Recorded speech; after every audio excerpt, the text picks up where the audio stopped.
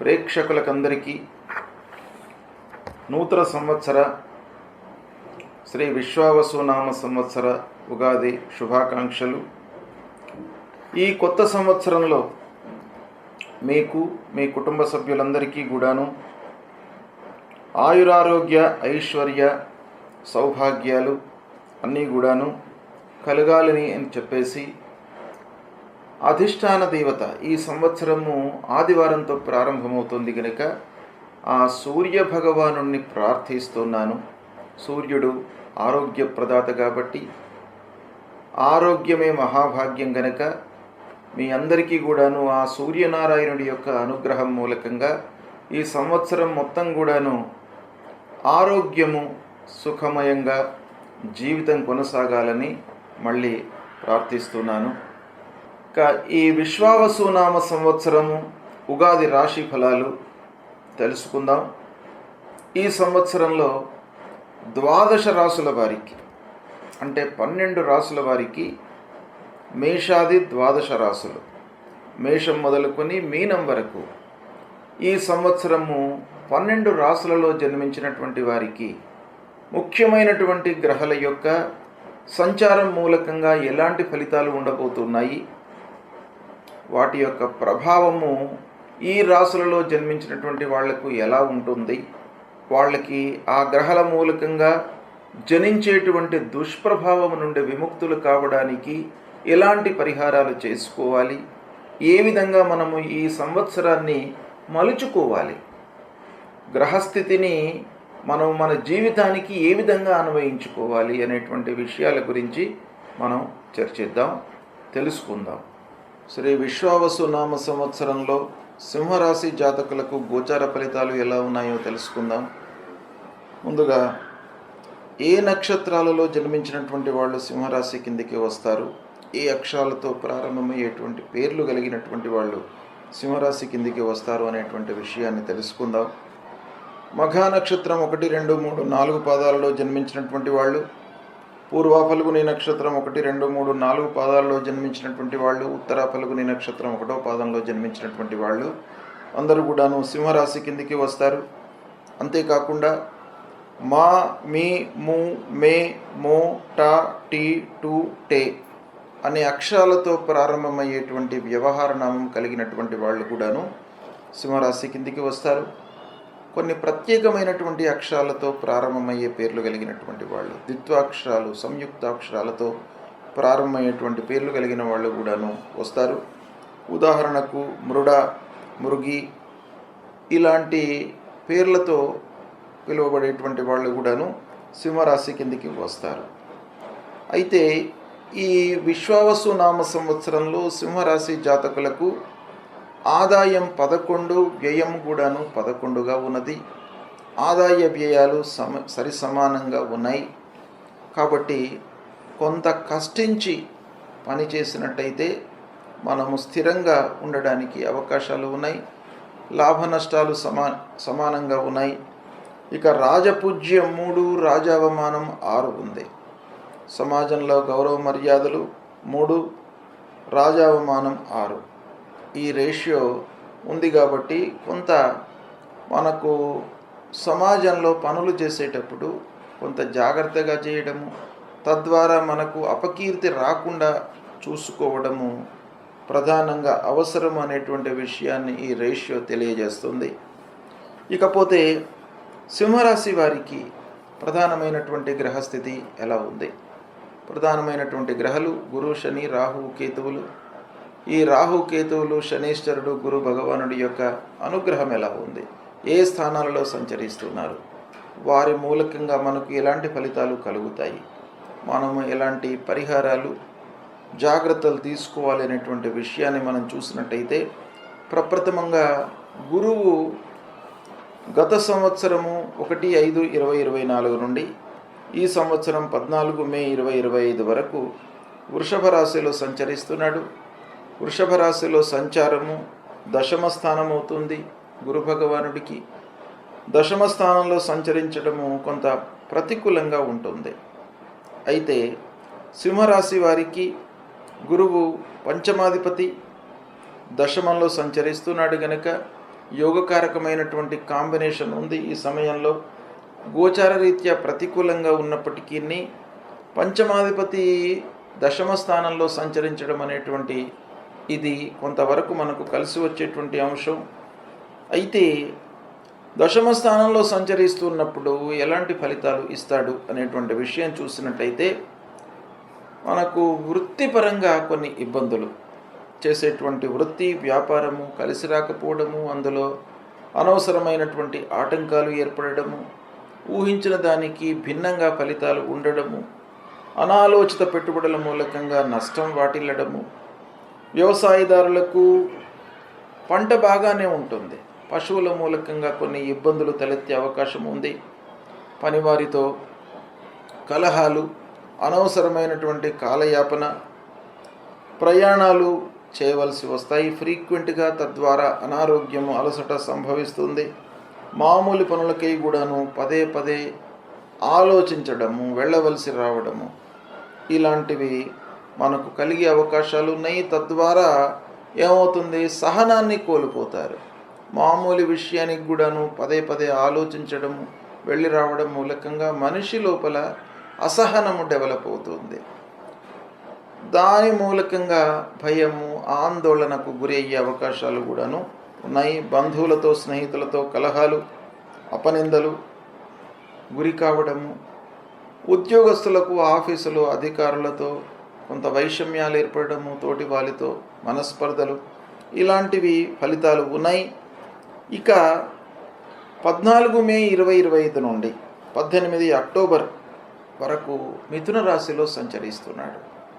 మిథున రాశిలో సంచారము గోచార రీత్యా ఏకాదశ స్థానం అవుతుంది, చాలా కలిసి వస్తుంది. ఏకాదశ స్థానంలో సంచరించడం మూలకంగా మీకు సమాజంలో గౌరవ మర్యాదలు లభిస్తాయి, చాలా మంచి ఫలితాలు ఉంటాయి. గౌరవ మర్యాదల మూలకంగా అనేకమైనటువంటి పనులు మీరు కొత్తవి చేపట్టే అవకాశాలు ఉన్నాయి. వాటిలో కార్య సాఫల్యం కూడాను గోచరిస్తుంది. అన్ని విధాలుగా అభివృద్ధి పథంలో మీరు పయనిస్తారు.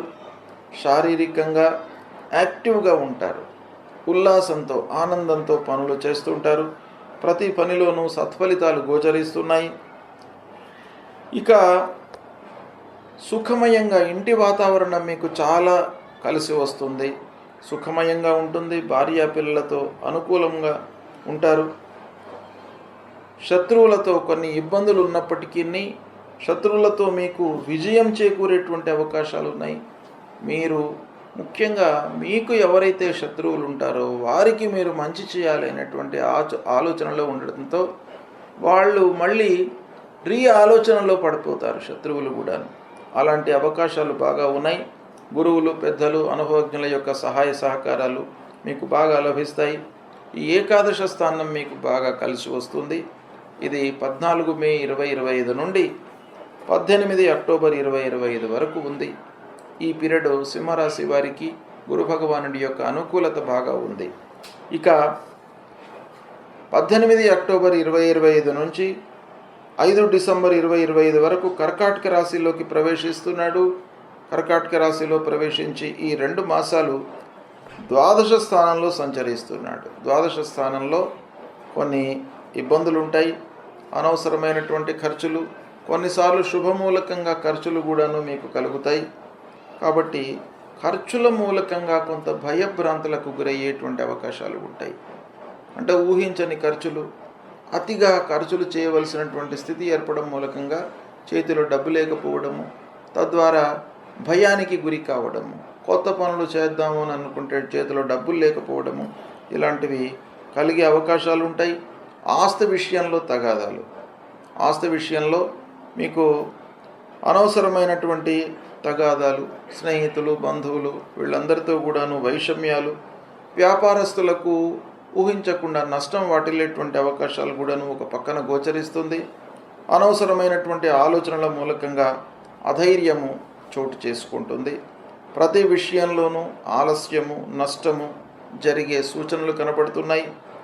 ఆధ్యాత్మికత వైపుకు మనస్సును నిలపడము, ప్రయత్నం చేయడము, ఇవి చాలా ముఖ్యం. ఈ సమయం లోపల గురుభక్తి పెంచుకోండి.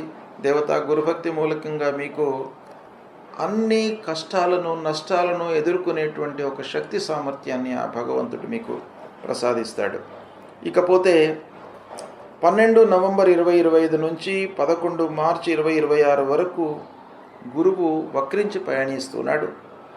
5 డిసెంబర్ 2025 నుండి 1 జూన్ 2026 వరకు వక్రరీత్యా మిథున రాశిలో సంచరిస్తున్నాడు. మిథున రాశిలో సంచారము సింహరాశి వారికి ఏకాదశ స్థానం అవుతుంది. ఏకాదశ స్థానం మళ్ళీ మీకు బాగా కలిసి వస్తుంది. సమాజంలో అన్ని రకాలుగా మీకు పూర్వం ఉన్నటువంటి వైభవం మీరు అనుభవిస్తారు.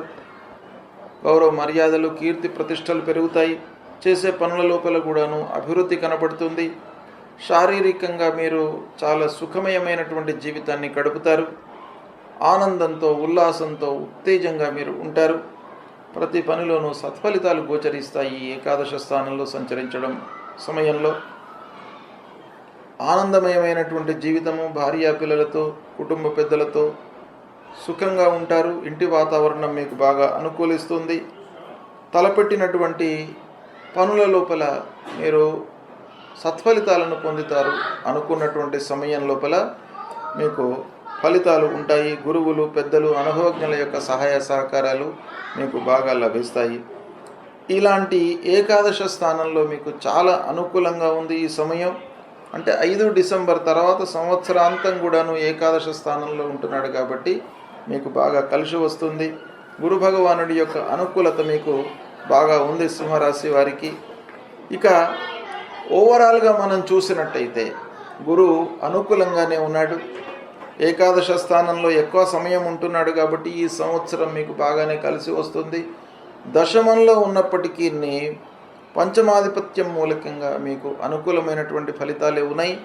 కనుక సింహరాశి వారికి ఓవరాల్గా గురు భగవానుడు అనుకూలంగా ఉన్నాడు. ఇక రెండవ ప్రధానమైనటువంటి గ్రహ శని 29 మార్చ్ 2025 నుండి 3/6/2027 వరకు మీనరాశిలో సంచరిస్తున్నాడు. మీనరాశిలో సంచారము సింహరాశి జాతకులకు అర్ధాష్టమ స్థానం అవుతుంది. అర్ధాష్టమ స్థానంలో సంచరిస్తున్నాడు శనైశ్వరుడు. అంటే శని భగవానుడు ప్రతికూలంగా ఉన్నాడు ముఖ్యంగా సింహరాశి వారికి ఈ సంవత్సరం అంతా కూడాను. ఈ విశ్వావసు నామ సంవత్సరం అంతా కూడాను అష్టమ స్థానంలో సింహరాశి వారికి అష్టమ స్థానంలో సంచరిస్తున్నాడు. అష్టమ స్థానంలో సంచరించడము 6, 7 స్థానాధిపతి కనుక కొన్ని ఇబ్బందులు కలిగే అవకాశాలు బాగా కనబడుతున్నాయి.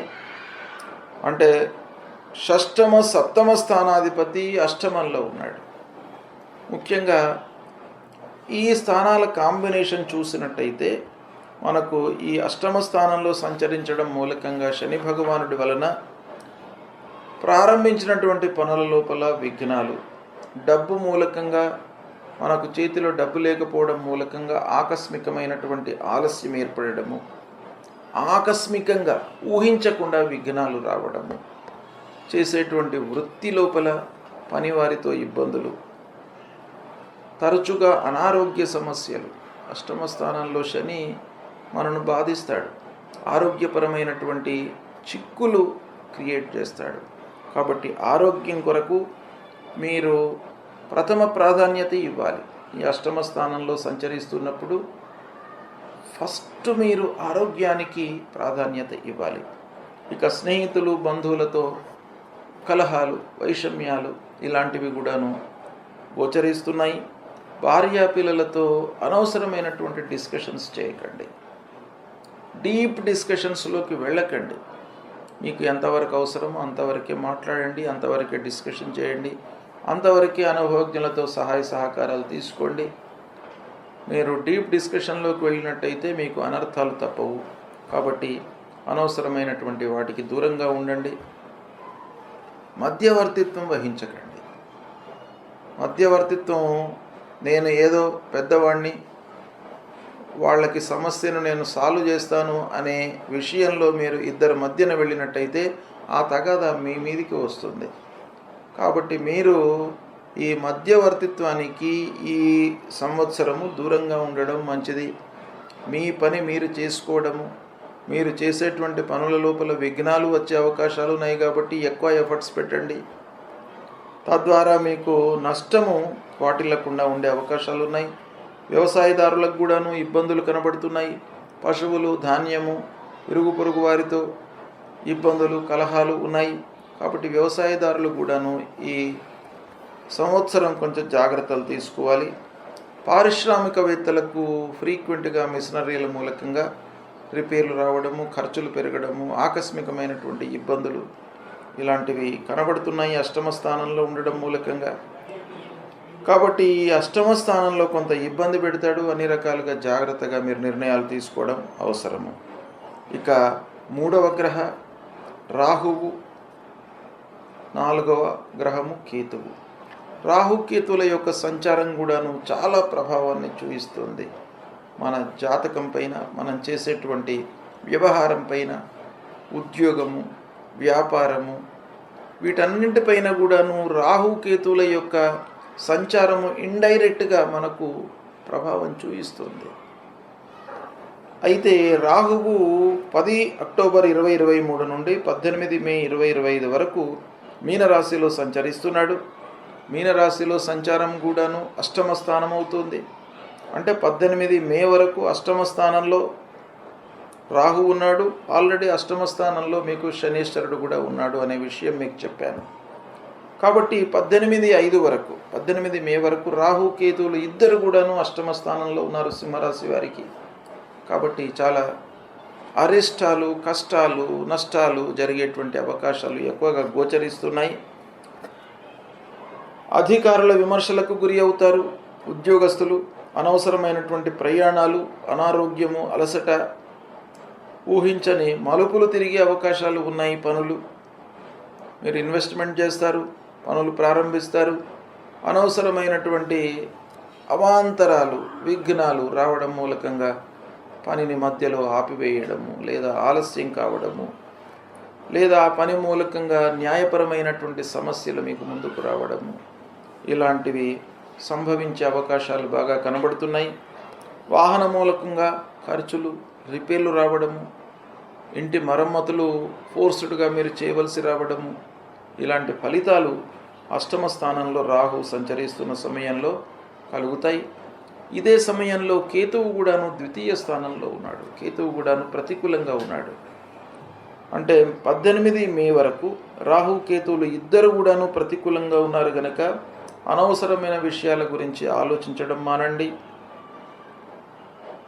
వేరే స్నేహితుల మధ్యన తగువులు తీర్చడానికి మీరు వెళ్ళకూడదు, తల దూర్చకండి.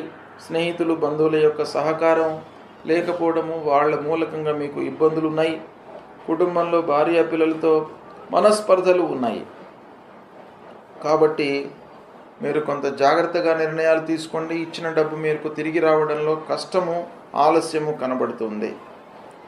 ఇక 18 మే తర్వాత 5 డిసెంబర్ 2026 వరకు సప్తమ స్థానంలో రాహువు, జన్మస్థానంలో కేతువు. ఈ జన్మస్థానంలో రాహు కేతువులు, సప్తమ జన్మస్థానంలో రాహు కేతువుల యొక్క సంచారం కూడాను ప్రతికూలంగానే ఉంది. అంటే ఓవరాల్గా రాహు కేతువులు సింహరాశి వారికి ఈ విశ్వావసునామ సంవత్సరంలో ప్రతికూలంగానే ఉన్నారు. అయితే 18 మే తర్వాత సప్తమ స్థానంలో సంచరించడం మూలకంగా అనవసరమైనటువంటి కాలయాపన, అనారోగ్య సమస్యలు, అస్థిరత, ప్రతి విషయంలోనూ డోలాయమానమైనటువంటి పరిస్థితి ఏర్పడుతుంది. బంధువులతో, స్నేహితులతో అనవసరమైనటువంటి విషయాల మూలకంగా కలహాలు, వ్యాపార భాగస్వాముల మధ్యన మనస్పర్ధలు, ఆ పార్ట్నర్స్ మధ్యన మనస్పర్ధల మూలకంగా వ్యాపారము ముందుకు సాగకపోవడము, లాభాలు లేకపోవడము, కలహాలు, ఇలాంటివి సంభవించే అవకాశాలు ఉన్నాయి. భార్యా పిల్లలతో అనవసరమైనటువంటి వాగ్వివాదాలు, తర్వాత స్నేహితులు ఎన్నో రోజుల నుంచి మనతో స్నేహంగా ఉన్నటువంటి వాళ్ళు శత్రువులుగా మారేటువంటి అవకాశం మెండుగా ఉంటుంది ఈ సమయం లోపల. కనుక కొంత జాగ్రత్త వహించాలి. ప్రారంభించినటువంటి పనులలో ఆటంకాలు, సహకారం లేకపోవడము, మానసికమైనటువంటి ఇబ్బందులు, అధైర్యము, ప్రయాణాల మూలకంగా వృధా ఖర్చులు, అనారోగ్య సమస్యలు, దగ్గరి వారితో క్లోజ్గా మీకు మూవ్ అవుతున్నటువంటి వారితో మనస్పర్ధలు, కలహాలు, ఇలాంటివి సంభవించే అవకాశాలు బాగా ఉన్నాయి. ఓవరాల్గా రాహు కేతువులు బాగా లేరు. శని కూడాను అర్ధాష్టమ స్థానంలో ఉన్నాడు. శని ప్రభావం కూడాను బాగా ఉంది సింహరాశి వారికి. ఇక 14 మే నుండి 18 అక్టోబర్ వరకు గురు భగవానుడు ఈ 5 మాసాలు కొంత అనుకూలంగా ఉన్నాడు. మిగతా గ్రహాలన్నీ కూడాను సింహరాశికి ప్రతికూలంగా ఉన్నాయి. ముఖ్యంగా రాహుకేతులు శని ప్రభావం చాలా ఎక్కువగా ఉంది కనుక ఈ సింహరాశి వారు 10వ స్థానంలో గురువు, అష్టమ స్థానంలో శని, అష్టమ సప్తమ స్థానంలో రాహువు, ద్వితీయ స్థానంలో జన్మస్థానంలో కేతువు. ఇలా ఈ గ్రహాలు ప్రతికూలంగా ఉన్నాయి కాబట్టి ఈ గ్రహాల ప్రీత్యర్థమై అంటే ముఖ్యంగా గురు ప్రీత్యర్థమై మూలమంత్ర జపాన్ని చేసుకోండి, సద్గురువులను సందర్శించండి, దక్షిణామూర్తి స్తోత్ర పారాయణం చేసుకోండి, శనీశ్వరుడి కొరకై శని మూలమంత్రాన్ని పఠించండి, నవగ్రహ స్తోత్ర పారాయణం చేయండి, ఆంజనేయ స్వామి గుడికి వెళ్ళండి. రాహుకేతుల ప్రీత్యర్థమై కూడాను అమ్మవారిని దర్శనం చేసుకోండి. ఈ విధంగా జపము, తర్పణాలు, క్షీరతర్పణాలు, ఈ గ్రహాలకు సంబంధించినటువంటి ధాన్యాన్ని దానంగా ఇవ్వడము, అన్నదానం చేయడము, తోచిన మేర మీ శక్త్యానుసారంగా దాన ధర్మాలు చేయండి. దాన ధర్మాల మూలకంగా మీకు చాలా మంచి జరుగుతుంది. ఒక ప్రాణి సుఖపడతాడు మనం ఇచ్చిన దానం మూలకంగా. అన్నదానం మూలకంగా ఆ జీవి జీవిస్తాడు. కాబట్టి మనకు అనుగ్రహం లభిస్తుంది, భగవంతుడి యొక్క అనుగ్రహం. అదేవిధంగా రుద్రాభిషేకం, దేవాలయానికి వెళ్ళండి, శివాలయానికి వెళ్ళి ప్రతినిత్యం కూడాను వీలైతే అభిషేకం చేయండి. లేదా కనీసము ఆ మహామృత్యుంజయుణ్ణి, పంచముఖ మహామృత్యుంజయుణ్ణి దర్శనం చేసుకోండి. లలితా సహస్రనామ పారాయణం చేసుకోండి లేదా వినండి. అమ్మవారి యొక్క అనుగ్రహం మూలకంగా రాహుకేతువుల వలన ఉద్భవించేటువంటి దుష్ప్రభావము దూరమవుతుంది. విష్ణు సహస్రనామ పారాయణం చేసుకోండి. విష్ణువు మీకు అన్ని రకాలుగా ఆర్థికపరమైనటువంటి సమస్యలు లేకుండా, ఉద్యోగపరమైనటువంటి సమస్యలు లేకుండా మిమ్మల్ని కాపాడుతాడు. మీకు ఉన్నటువంటి స్థితిని యథావిధిగా ఉంచుతాడు. కాబట్టి ఆ విష్ణు భగవానుడి యొక్క అనుగ్రహం చాలా ముఖ్యం. కాబట్టి విష్ణు సహస్రనామ పారాయణం చేయండి. ఈ విధంగా పరిహారాలు చేసుకున్నట్టయితే సింహరాశి వారికి కలిగేటువంటి దుష్ప్రభావం దూరమవుతుంది, భగవంతుడి యొక్క అనుగ్రహం లభిస్తుంది. తద్వారా మీకు మంచి జరిగే అవకాశాలు ఎక్కువగా ఉంటాయి. ఆచరించండి పరిహారాలను, శుభ ఫలితాన్ని పొందుతారు. శుభం.